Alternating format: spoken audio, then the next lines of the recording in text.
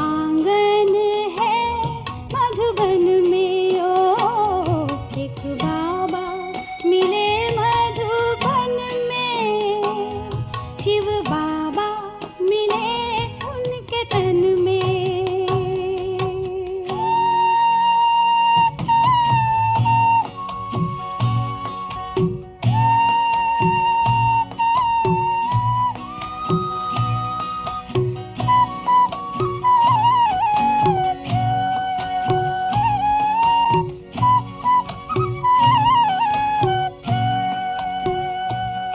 पहुँचे हम मधुबन तो देखा अनोखा चमन,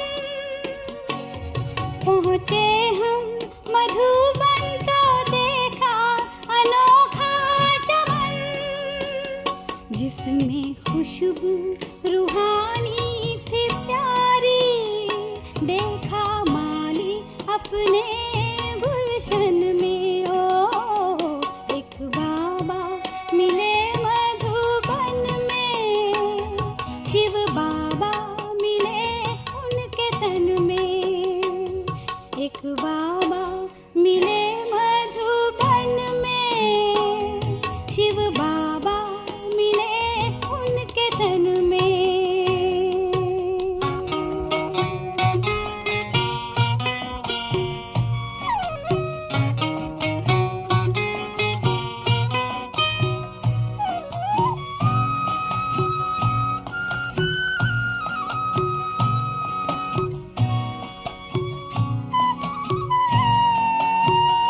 उनको देख के फिर याद आई पुरानी हमें, उनको देख के फिर याद आई पुरानी हमें, कल्प पहले वाले हैं ये बाबा, ये तो मिलते हैं हर संगम में, ओ एक बाबा मिले मधुबन में, शिव बाबा मिले उनके तन में, एक बाबा मिले मधुबन में, शिव बाबा मिले उनके तन में।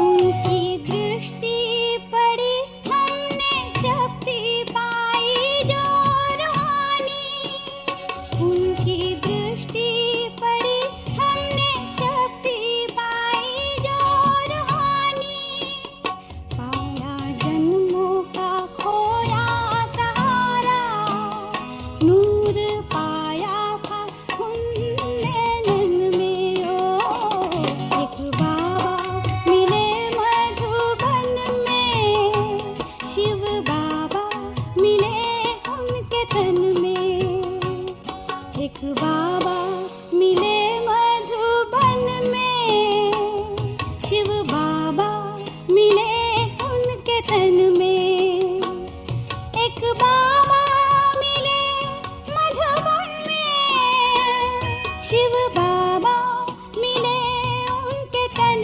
में, दोनों बाबा मिले एक आंगन में, वो आंगन है मधुबन में, ओ एक बाबा मिले मधुबन में, शिव बाबा मिले उनके तन में। ओम शांति। 7 फरवरी 2023 प्यारे बाप दादा के मधुर महावाक्य। मीठे बच्चे, इस समय तुम्हें निराकारी मत मिल रही है। गीता शास्त्र निराकारी मत का शास्त्र है, साकारी मत का नहीं। यह बात सिद्ध करो। प्रश्न, कौन सी गुह्य बात बड़ी युक्ति से फर्स्ट क्लास बच्चे ही समझा सकते हैं? उत्तर, यह ब्रह्मा ही श्री कृष्ण बनते हैं। ब्रह्मा को प्रजापिता कहेंगे, श्री कृष्ण को नहीं। निराकार भगवान ने ब्रह्मा मुख से ब्राह्मण रचे हैं। श्री कृष्ण तो छोटा बच्चा है।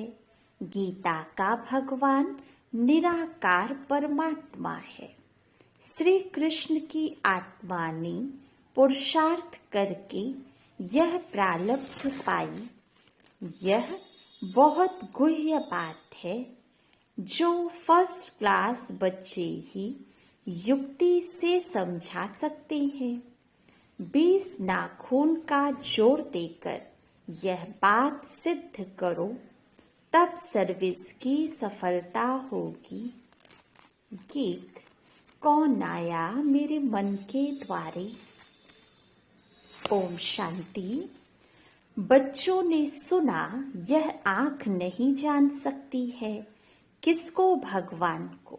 यह आँखें श्री कृष्ण को तो जान सकती हैं, बाकी भगवान को नहीं जान सकती। आत्मा ही परमात्मा को जान सकती है।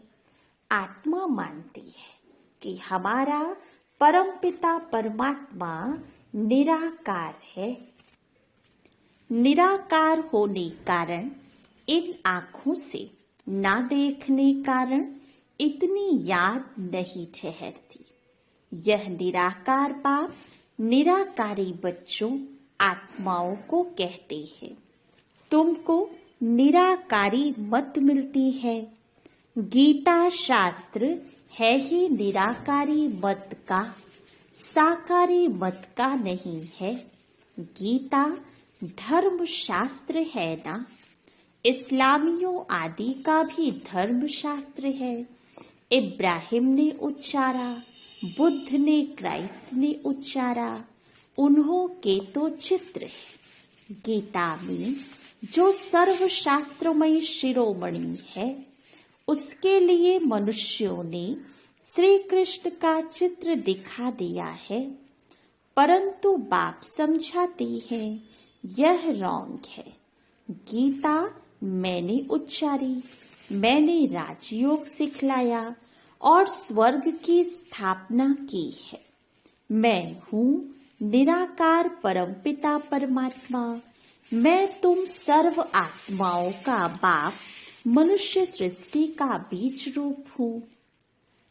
मुझे ही वृक्षपति कहा जाता है। श्री कृष्ण को वृक्षपति नहीं कहेंगे।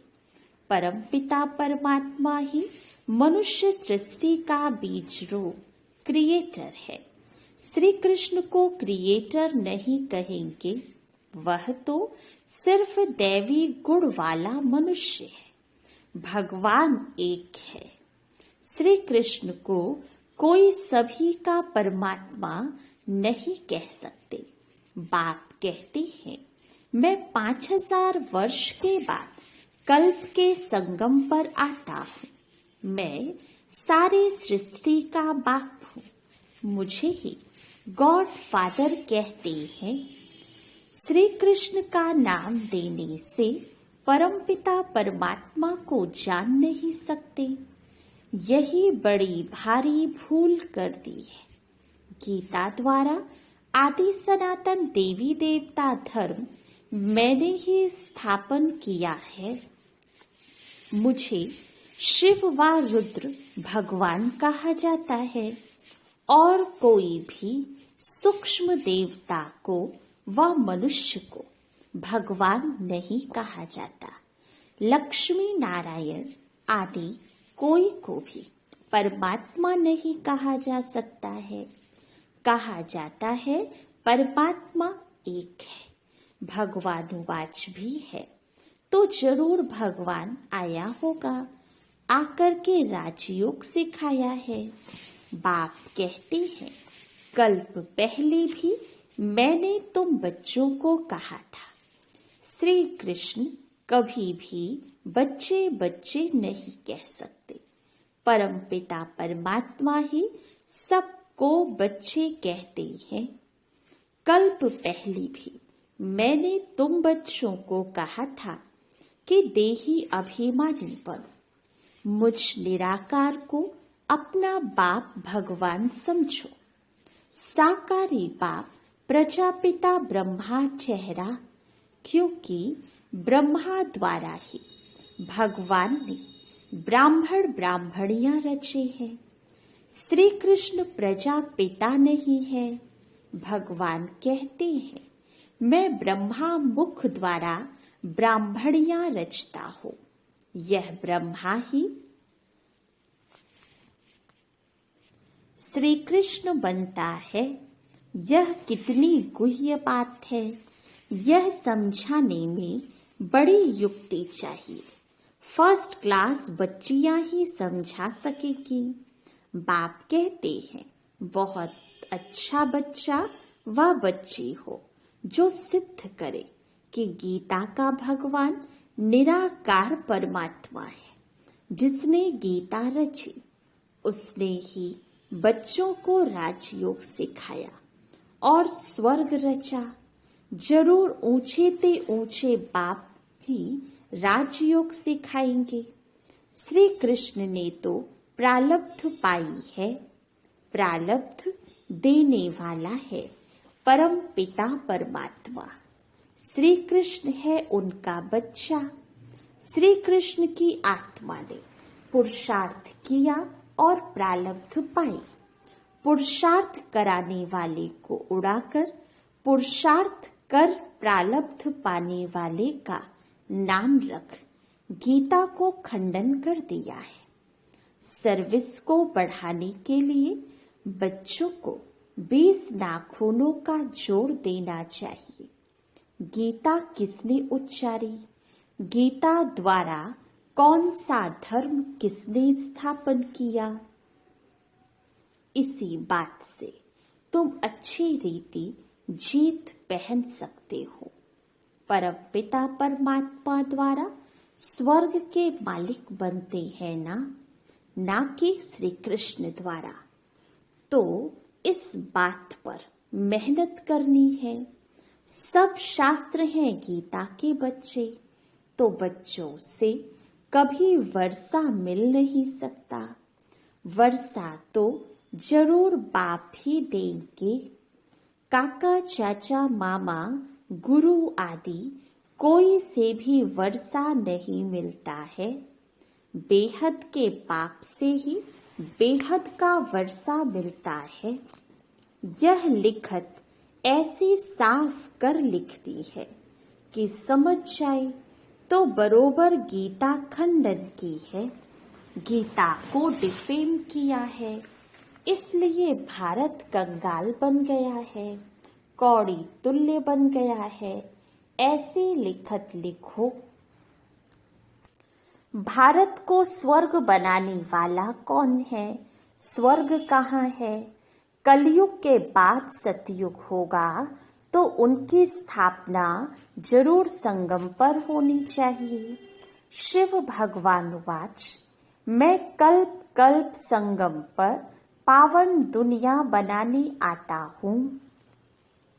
ऐसे सिद्ध करो जो समझे कि शिव परमात्मा ही सबको दुखों से लिबरेट करते हैं, ना कि श्री कृष्ण। गीता के भगवान को जो समझ जाएंगे वही आकर फूल चढ़ाएंगे।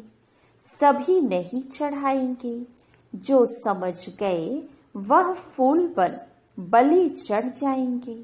बाबा को कोई फूल देते हैं तो बाबा कहते हैं मुझे ऐसे फूल बच्चे चाहिए। कांटे मेरे पर बड़े चढ़ें तो मैं उनको फूल बनाऊं। बबुल नाथ भी मेरा नाम है। बबुल के कांटों को फूल बनाने वाला मुझे ही कहते हैं। श्री कृष्ण तो स्वयं फूल है। वह है गार्डन ऑफ अल्लाह। यह है डेविल फॉरेस्ट। उनको फिर डीटी गार्डन बाप बनाता है। तुम ही नई दुनिया के मालिक बनते हो। लक्ष्मी नारायण की डीटी डिनेस्टी कहेंगी, ब्राह्मण कुल की डिनेस्टी नहीं कहेंगे। यह ब्राह्मण कुल है। परमपिता परमात्मा ने ब्रह्मा द्वारा प्रजा रची है, इसलिए इनको प्रजापिता कहा जाता है। शिव बाबा को व श्री कृष्ण को प्रजापिता नहीं कहेंगे। यह तो कृष्ण पर कलंक लगाई है कि 16,108 रानियां थी। यह तो प्रजापिता ब्रह्मा ने इतने बच्चे और बच्चियां पैदा की हैं। ज्ञान का सागर है ही एक परम पिता परमात्मा। पाप का दंड धर्मराज देते हैं। प्रेसिडेंट को भी बड़े से बड़ा जज कसम देंगे। राजा से कभी कसम नहीं उठवाया जाता है, क्योंकि उन्हें राजा बनाता है भगवान। वह है अल्पकाल के लिए। यहाँ तो बाप 21 जन्मों के लिए राज्य भाग्य देते हैं। वहाँ कसम उठाने की तो बात नहीं है। यह मनुष्य सृष्टि रूपी वृक्ष है, कोई जंगली वृक्ष नहीं है। परमपिता परमात्मा को वृक्षपति कहा जाता है। श्री कृष्ण इस वृक्ष का राज नहीं बता सकते, वृक्षपति ही समझा सकते हैं। नर से नारायण तो बाप ही बनाएगा, ना कि श्री कृष्ण।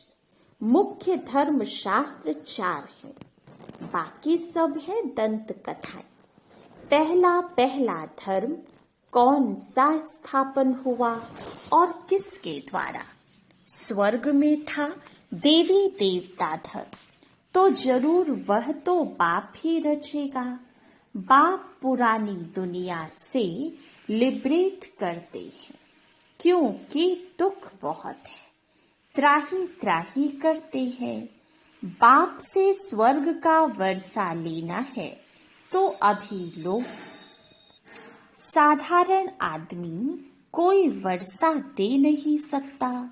बच्चों को सर्व प्राप्ति कराने वाला है ही बाप।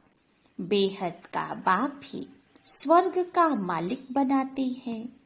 ऐसी टेम्पटेशन देनी है जैसे शिकारी लोग कोई से शिकार कराते हैं तो सारी तैयारी कर शिकार सामने लाकर सिर्फ उनसे शिकार कराते हैं।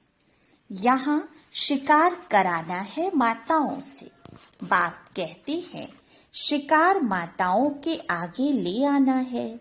माताएं बहुत हैं, नाम एक का बाला हो जाता है। तुम शक्ति सेना हो।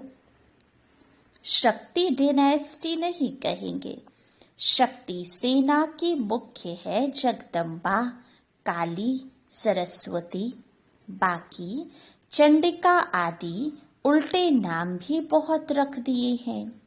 तो तुम बच्चों को ऐसी बातों पर क्लियर करना है कि ऊंचे से ऊंचा भगवान, फिर ब्रह्मा विष्णु शंकर।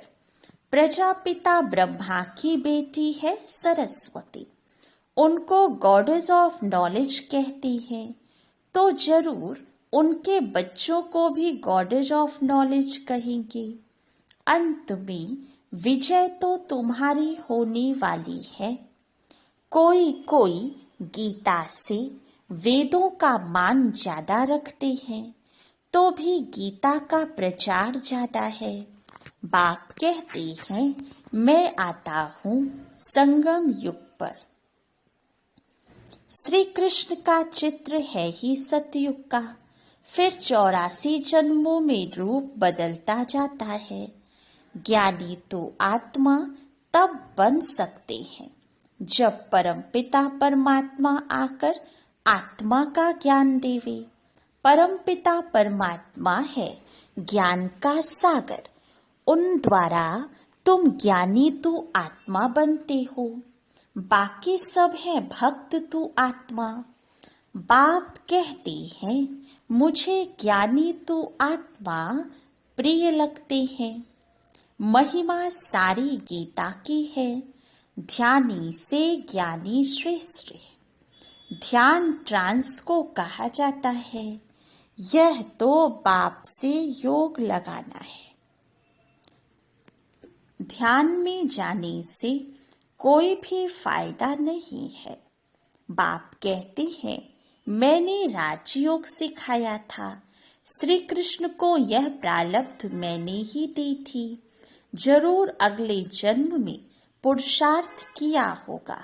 सारी सूर्यवंशी राजधानी ने मेरे द्वारा ही प्रारब्ध पाई है। दिलवाड़ा मंदिर का कंट्रास्ट भी ऐसे लिखो, जो पढ़ने से ही मनुष्यों को झट तीर लग जाए। फॉर्म भी भराना है कि बेहद का बाप ज्ञान का सागर है, बहुत मीठा है, हमको राजयोग सिखलाता है। उस सतगुरु बिगर है घोर अंधियारा। ऐसे बाप की महिमा करने से बुद्धि में लव आएगा। बाप सम्मुख आकर जन्म दे तब तो लव होगा ना। तुमको जन्म दिया है तब तो लव हुआ है।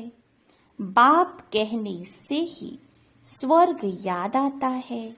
बाबा स्वर्ग की स्थापना करते हैं, हम उनसे वर्षा ले रहे हैं। विश्वास करो या ना करो, बेहद का बाप तो सभी का बाप है। उनसे जरूर स्वर्ग का वर्षा मिलेगा। बाप है ही नई दुनिया का रचयिता, तो जरूर नई दुनिया का वर्षा देगा।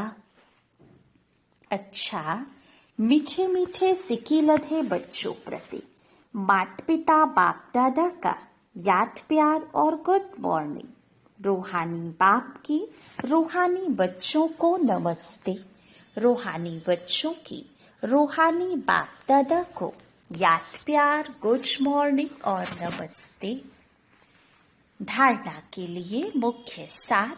फर्स्ट पॉइंट, बाप का प्रिय बनने के लिए बुद्धि में ज्ञान को धारण कर ज्ञानी तो आत्मा बनना है। बाप से योग लगाना है, ध्यान की आश नहीं रखनी है। सेकंड पॉइंट, माताओं को आगे रख उनका नाम बढ़ाना है। अथॉरिटी से गीता के भगवान को सिद्ध करना है। 20 नाखूनों के जोर से सर्विस को बढ़ाना है।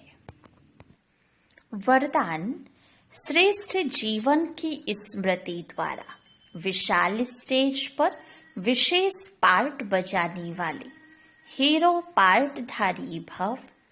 ब्रह्मा बाप ने आप बच्चों को दिव्य जन्म देते ही पवित्र भव योगी भव का वरदान दिया। जन्मते ही बड़ी माँ के रूप में पवित्रता के प्यार से पालना की। सदा खुशियों के झूले में झुलाया। गुण मूरत, ज्ञान मूरत, सुख शांति स्वरूप बनने की हर रोज लोरी दी। ऐसे माता पिता के श्रेष्ठ बच्चे ब्रह्मा कुमार कुमारी हैं। इस जीवन के महत्व को स्मृति में रख विश्व की विशाल स्टेज पर विशेष पार्ट हीरो पार्ट बजाओ। स्लोगन, बिंदु शब्द के महत्व को जान, बिंदु बन, बिंदु बाप को याद करना ही योगी बनना है। मातेश्वरी जी के अनमोल महावाक्य। पहले पहले यह जानना जरूरी है कि अपना असली लक्ष्य क्या है, वो भी अच्छी तरह से बुद्धि में धारण करना है। तब ही पूर्ण रीति से उस लक्ष्य में उपस्थित हो सकेंगे। अपना असली लक्ष्य है मैं आत्मा उस परमात्मा की संतान हूँ, असल में कर्मातीत हूँ। फिर अपने आप को भूलने से कर्म बंधन में आ गई। अब फिर से वो याद आने से, इस ईश्वरीय योग में रहने से अपने किए हुए विकर्म विनाश कर रहे हैं। तो अपना लक्ष्य हुआ मैं आत्मा परमात्मा की संतान हूँ। बाकी कोई अपने को हम सो देवता समझ उस लक्ष्य में स्थित रहेंगे तो फिर जो परमात्मा की शक्ति है वो मिल नहीं सकेगी और ना फिर तुम्हारे विकर्म विनाश होंगे। अब यह तो अपने को फुल ज्ञान है, मैं आत्मा परमात्मा की संतान कर्मातीत हो। भविष्य में जाकर जीवन मुक्त देवी देवता पद पाएंगे। इस लक्ष्य में रहने से वह ताकत मिल जाती है। अब यह जो मनुष्य चाहते हैं, हमको सुख शांति पवित्रता चाहिए, वो भी जब पूर्ण योग होगा तब ही प्राप्ति होगी। बाकी देवता पद तो अपनी भविष्य प्रारब्ध है, अपना पुरुषार्थ अलग है और अपनी प्रारब्ध भी अलग है, तो यह लक्ष्य भी अलग है। अपने को इस लक्ष्य में नहीं रहना कि मैं पवित्र आत्मा आखिरी परमात्मा बन जाऊंगी, नहीं, परंतु हमको परमात्मा के साथ योग लगाए पवित्र आत्मा बनना है। बाकी आत्मा को कोई परमात्मा नहीं बनना है। सेकंड, इस अविनाशी ईश्वरीय ज्ञान पर अनेक नाम धरे गए हैं। कोई इस ज्ञान को अमृत भी कहते हैं, कोई ज्ञान को अंजन भी कहते हैं। गुरु नानक ने कहा ज्ञान अंजन गुरु दिया।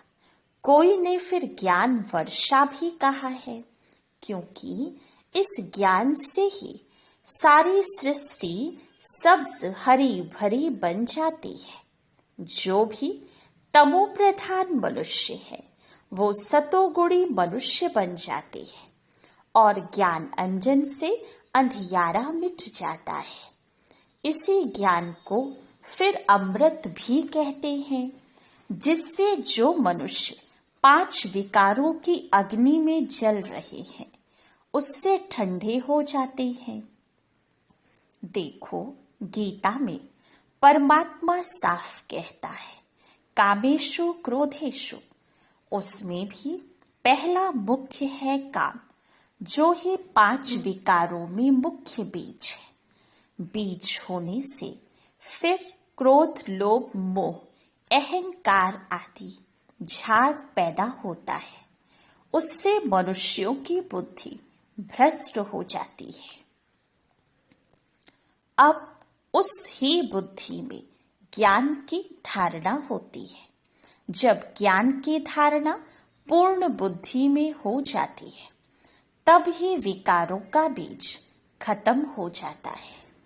बाकी सन्यासी तो समझते हैं विकारों को वश करना बड़ी कठिन बात है। अब यह ज्ञान तो सन्यासियों में है ही नहीं, तो ऐसी शिक्षा देवें कैसे? सिर्फ ऐसे ही कहते हैं मर्यादा में रहो, परंतु असल मर्यादा कौन सी है? वो मर्यादा तो आजकल टूट गई है। कहाँ वो सतयुगी त्रेता युगी देवी देवताओं की मर्यादा, जो गृहस्थ में रहकर कैसे निर्विकारी प्रवृत्ति में रहते थे। अब वो सच्ची मर्यादा कहाँ है? आजकल तो उल्टी विकारी मर्यादा पालन कर रहे हैं। 1-2 को ऐसे ही सिखलाते हैं कि मर्यादा में चलो, मनुष्य का पहला क्या फर्ज है वो तो कोई नहीं जानता। बस इतना ही प्रचार करते हैं कि मर्यादा में रहो, मगर इतना भी नहीं जानते मनुष्य की पहली मर्यादा कौन सी है। मनुष्य की पहली मर्यादा है निर्विकारी बनना। अगर कोई से ऐसा पूछा जाए तुम इस मर्यादा में रहते हो, तो कह देते हैं आजकल इस कलयुगी सृष्टि में निर्विकारी होने की हिम्मत नहीं है। अब मुख से कहना कि मर्यादा में रहो, निर्विकारी बनो, तो इससे तो कोई भी निर्विकारी नहीं बन सकता। निर्विकारी बनने के लिए पहले इस ज्ञान तलवार से इन 5 विकारों के बीज को खत्म करना, तब ही विकर्म भस्म हो सकेगा। अच्छा, ओम शांति।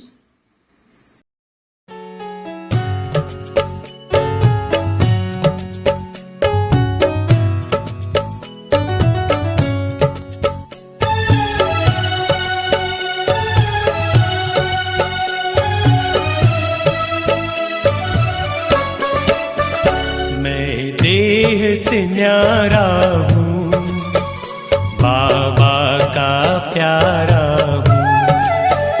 मैं देह से न्यारा हूँ, बाबा का प्यारा हूँ। मैं देह से न्यारा हूँ, बाबा का प्यारा हूँ।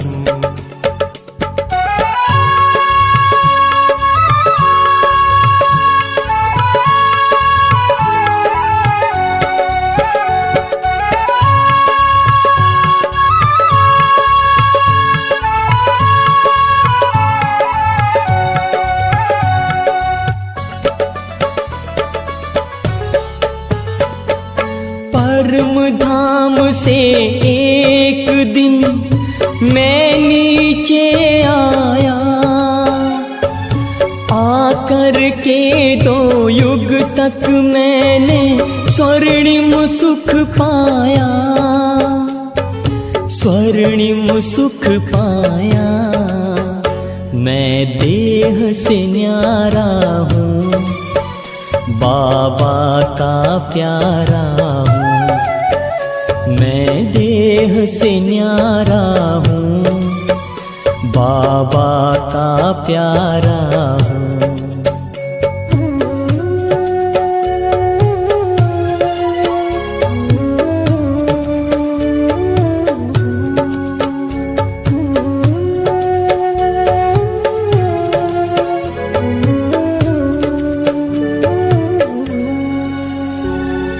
देह की दुनिया में रहकर भूल गया मैं जब खुद को, देह के भान में आकर मैंने खो दिया स्वर्णिम सुख को, खो दिया स्वर्णिम सुख को। मैं देह से न्यारा हूँ, बाबा का प्यारा हूँ। मैं देह से न्यारा हूँ, बाबा का प्यारा हूँ।